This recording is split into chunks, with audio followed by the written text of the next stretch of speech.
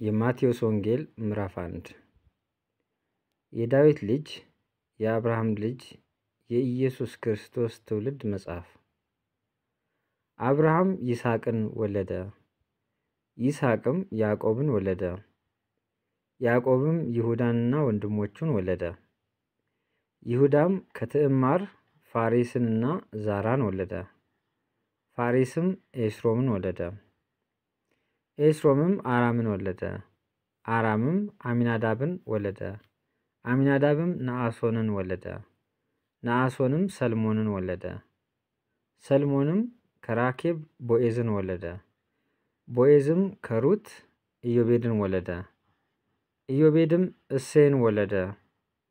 እሴይም ንጉሥ ዳዊትን ወለደ። ሰሎሞንም ሮብዓምን ወለደ። ሮብዓምም አብያን ወለደ። አብያም አሳፍን ወለደ። አሳፍም ኢዮሳፍጥን ወለደ። ኢዮሳፍጥም ኢዮራምን ወለደ። ኢዮራምም ዖዝያንን ወለደ። ዖዝያንም ኢዮአታምን ወለደ። ኢዮአታምም አካዝን ወለደ። አካዝም ሕዝቅያስን ወለደ። ሕዝቅያስም ምናሴን ወለደ። ምናሴም አሞጽን ወለደ። አሞጽም ኢዮስያስን ወለደ። ኢዮስያስም በባቢሎን ምርኮ ጊዜ ኢኮንያንና ወንድሞቹን ወለደ። ከባቢሎን ምርኮ በኋላ ኢኮንያም ሰላትያልን ወለደ። ሰላትያልም ዘሩባቤልን ወለደ። ዘሩባቤልም አብዩድን ወለደ። አብዩድም ኤልያቄምን ወለደ። ኤልያቄምም አዛርን ወለደ። አዛርም ሳዶቅን ወለደ። ሳዶቅም አኪምን ወለደ።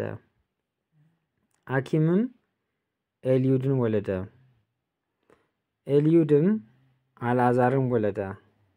አልዓዛርም ማታንን ወለደ። ማታንም ያዕቆብን ወለደ። ያዕቆብም ክርስቶስ የተባለውን ኢየሱስን የወለደች የማርያምን እጮኛ ዮሴፍን ወለደ። እንግዲህ ትውልድ ሁሉ ከአብርሃም እስከ ዳዊት 14 ትውልድ፣ ከዳዊትም እስከ ባቢሎን ምርኮ 14 ትውልድ፣ ከባቢሎንም ምርኮ እስከ ክርስቶስ 14 ትውልድ ነው። የኢየሱስ ክርስቶስም ልደት እንዲህ ነበረ። እናቱ ማርያም ለዮሴፍ በታጨች ጊዜ ሳይገናኙ ከመንፈስ ቅዱስ ጸንሳ ተገኘች። እጮኛ ዮሴፍም ጻድቅ ሆኖ ሊገልጣት ስላልወደደ በስውር ሊተዋት አሰበ። እርሱ ግን ይህንን ሲያስብ እነሆ የጌታ መልአክ በሕልም ታየው፣ እንዲህም አለ፣ የዳዊት ልጅ ዮሴፍ ሆይ ከእርሷ የተጸነሰው ከመንፈስ ቅዱስ ነውና እጮኛህን ማርያምን ለመውሰድ አትፍራ።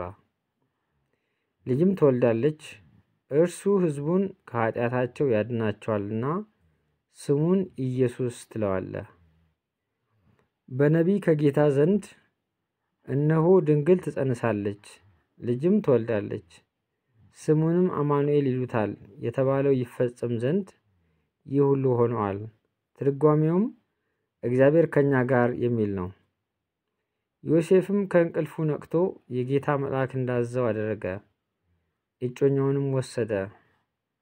የበኩር ልጇንም እስክትወልድ ድረስ አላወቃትም። ስሙንም ኢየሱስ አለው።